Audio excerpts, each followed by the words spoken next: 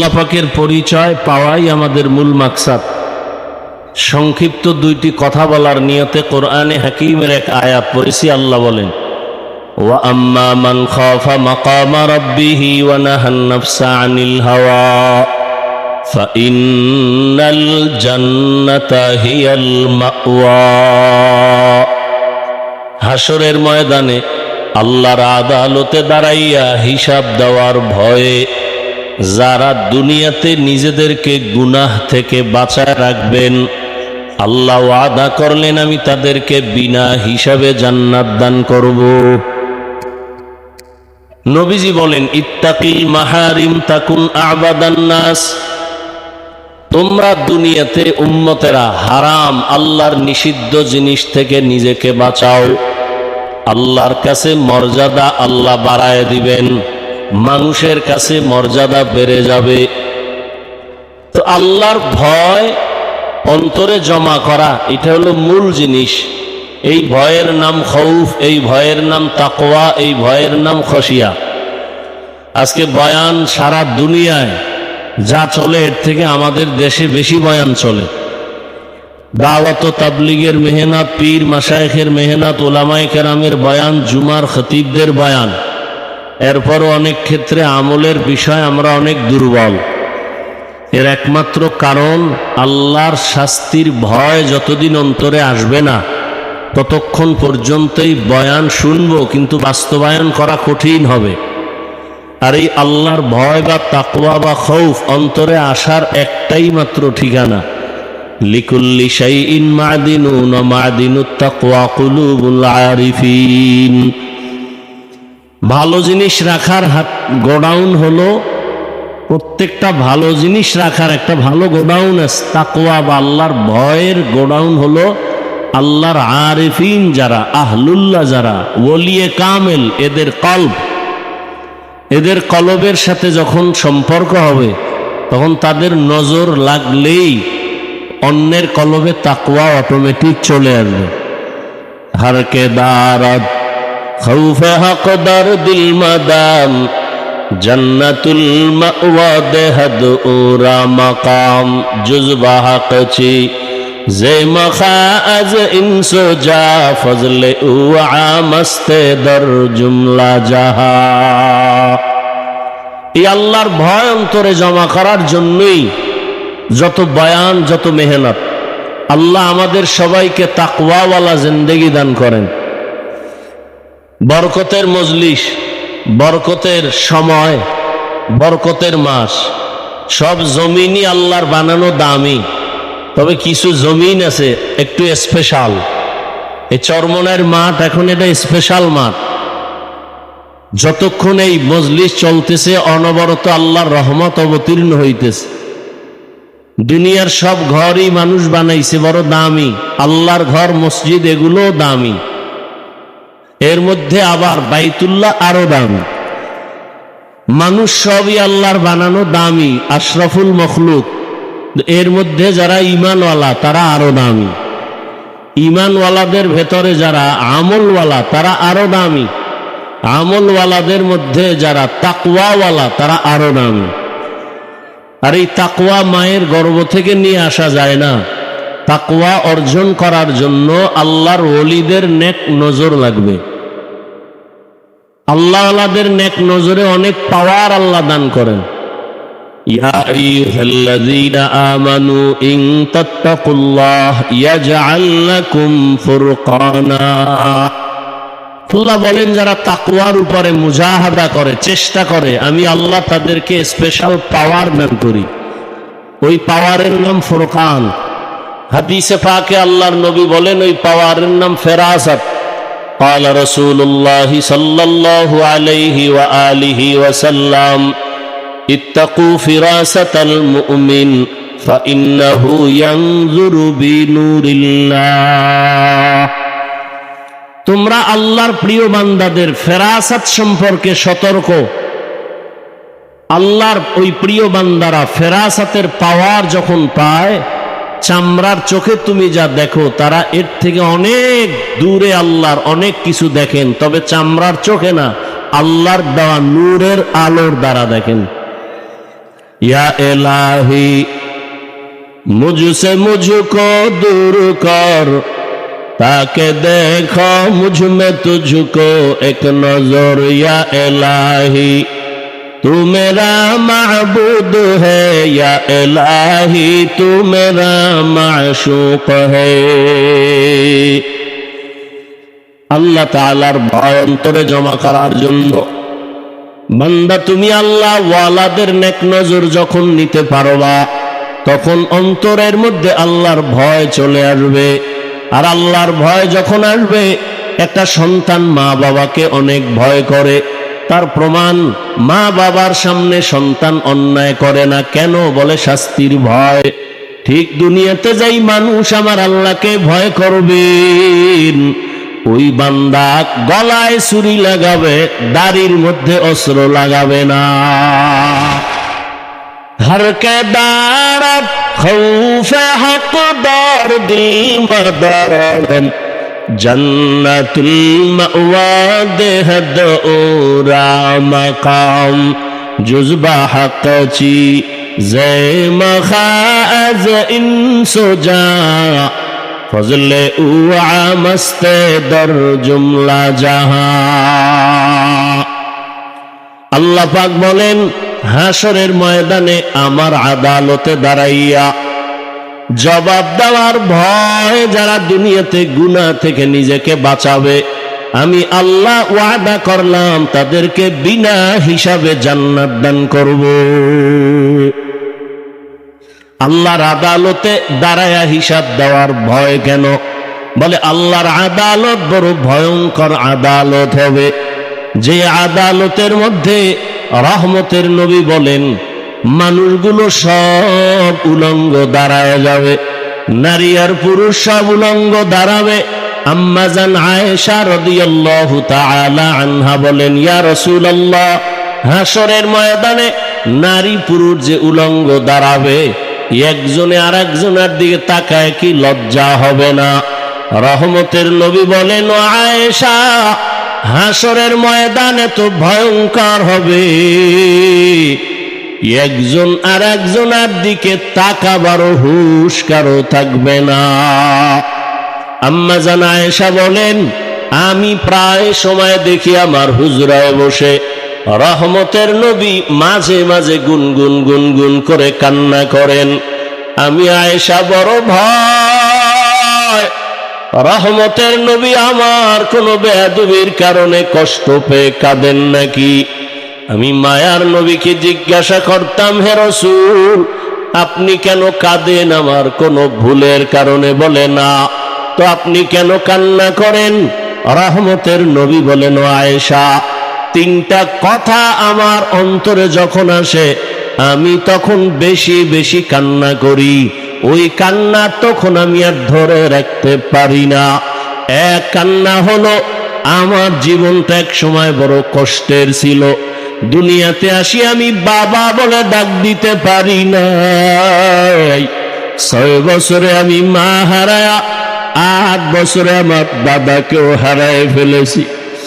আমার ওই সময় এতটা মুসিবত,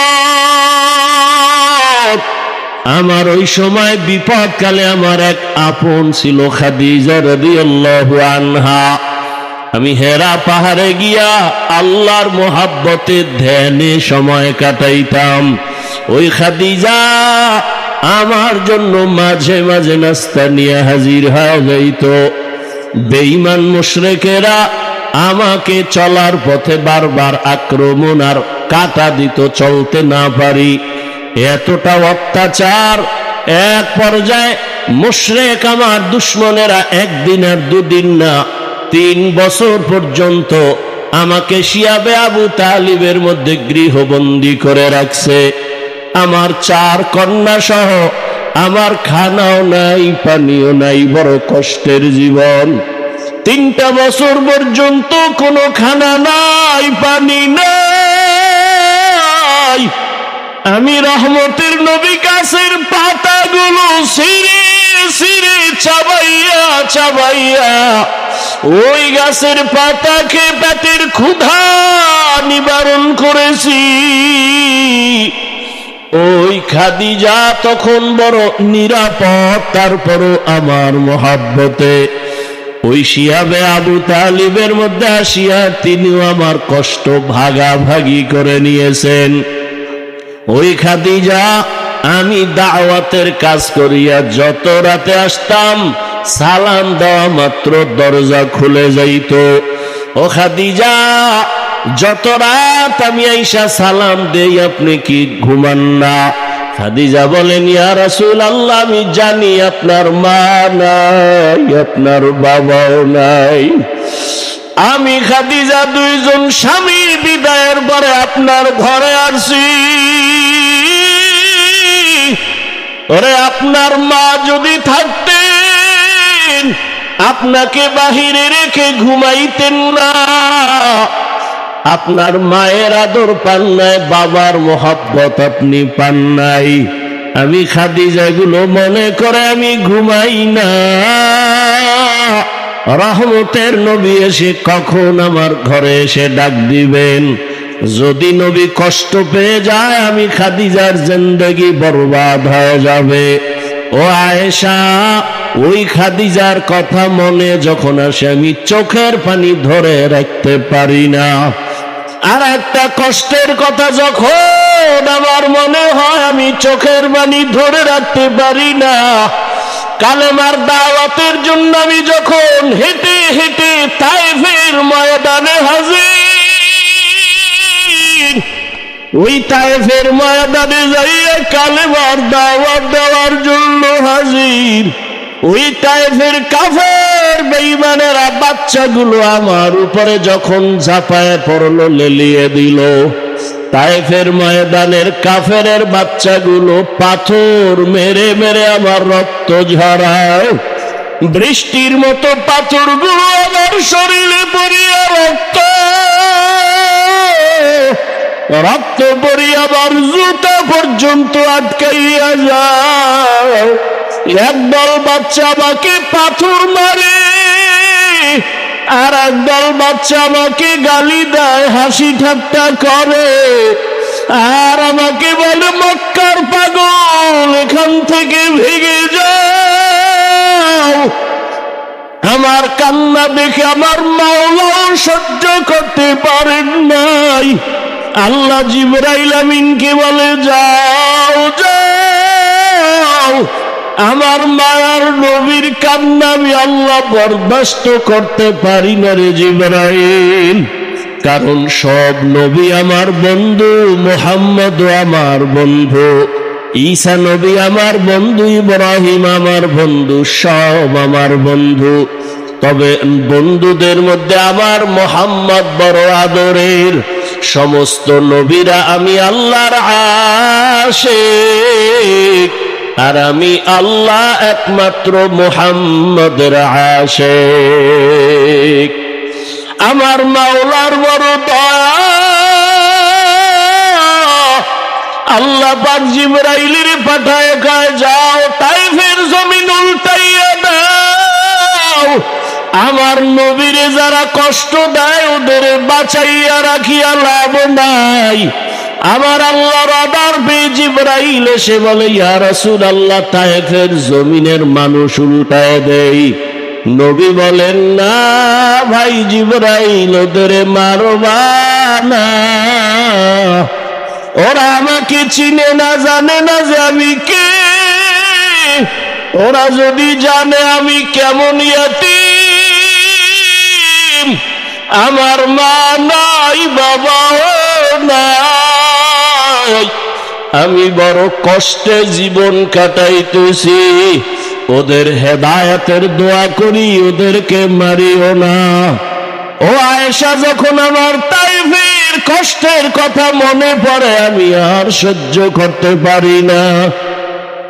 আর একটা দুঃখ আর কষ্ট যখন আমার মনে আসে আমি ভয় কান্না করি। আম্মাজান বলেন, সেটা কি? বলে, হাসরের ময়দানের ভয়ঙ্কর হালাত। এমন অবস্থা হবে, জমিনটা হয়ে যাবে তামার। সূর্যের গরমে মানুষের মাথার মগজগুলো টাস টাস করে ফেটে যাবে।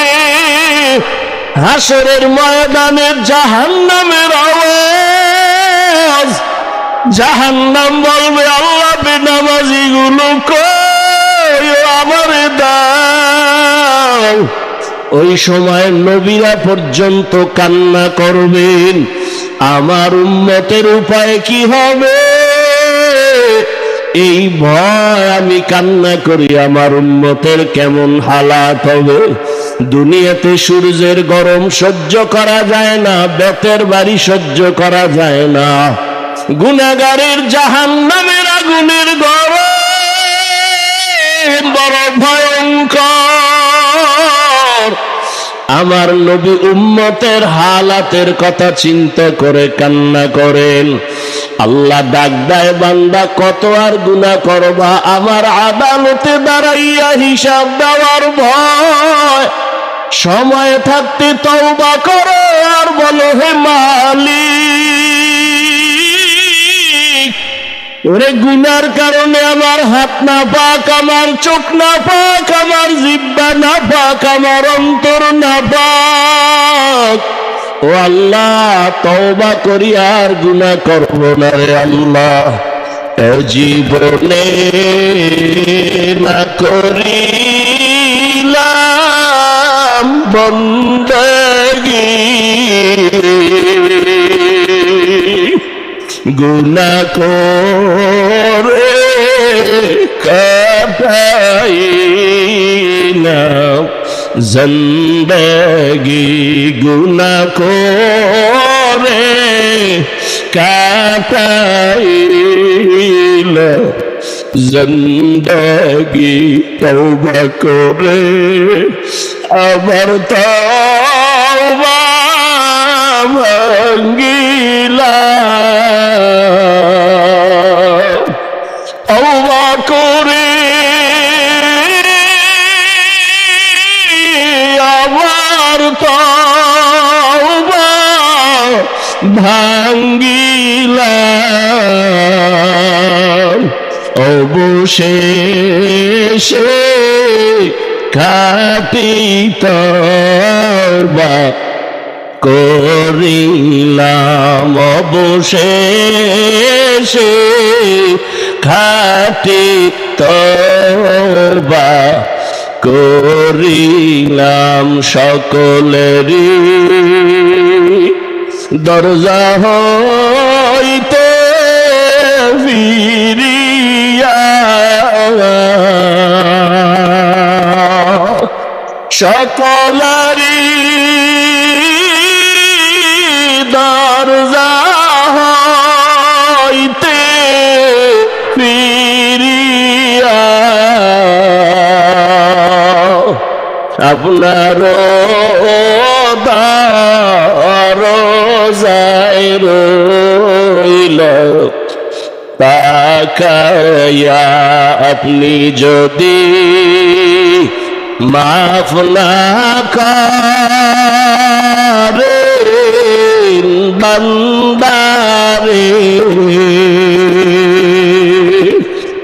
আপনি যদি মাফ না করেন বান্দারে, বলেন আপনার বান্দা যাবে কার দ্বারে, মাশুকের তালাশে আসে দেওয়ানা, মাশুকের তালাশে আসে দেওয়ানা, আশেকের মন মাশুক বিনে বুঝে না, আশেকের মন মাশুক বিনে বুঝে না, সিনাকে বা নাইতে পারলে কহে তু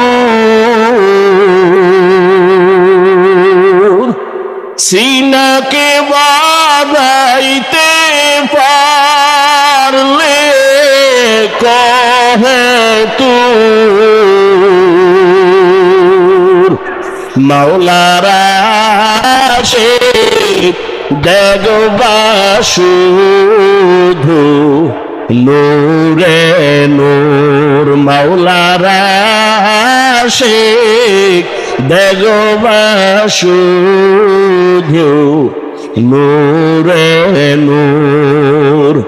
ওরে মাওলা মাশুকের পাওয়ার ঠিকানাই চর্ম নাই। ওরে আমার মাওলাকে না নিয়ে যদি বাড়ি যাও জীবনটা বড় বৃথা হয়ে যাবে। ওরে চোখের বাণী ছেড়ে আমার মালিকের ডাকো, আমার মালিকের না নিয়ে বাড়ি যাব না। ও মাওলা তোমার মারিফতের নূর সিনায় দিয়া দাও। ও আল্লাহ তোমার ঠিকানা সবাইকে দিয়া দাও। ও আল্লাহ জাহান্নামের ভয় অন্তরে জমা করে দাও।